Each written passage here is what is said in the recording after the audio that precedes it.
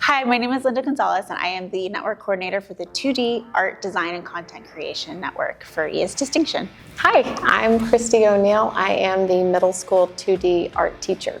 This project is based off of a smaller version that we did last year that incorporated the Episcopal values, and we found ways of showing symbols that related to those Episcopal values. For the 7th grade, we're adding different elements. They'll be melting crayons that sort of emulates the process of melting glass. The theme is going to be advisory identity and really helping the advisory groups bond together and help them make decisions as a group for a design project while still getting to have individual voice. So students will get to choose their own individual medallions that they select from a set of designs that represent them.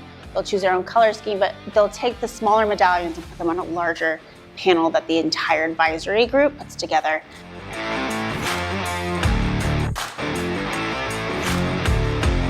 This flex period, we got to choose a template for a stained glass window in our advisories, and we got to do the whole process and make sure that everything incorporated together to look really pretty. During 3 flex periods, we built a stained glass window. Started off sketching it, choosing our design. Then we got to build it with the grounds, and it was really fun building the paper and cutting it up and putting it onto the thing and really seeing the result at the end.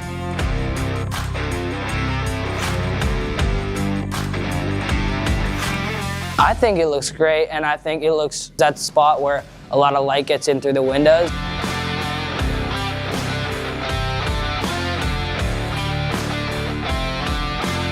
This flex period was different than other flex periods because we all got to participate in a special activity where we got to work together to make something that would go up at the school. This was really fun because we all got to work together and we all got to pick different things and it all incorporate some of our creativity into something beautiful.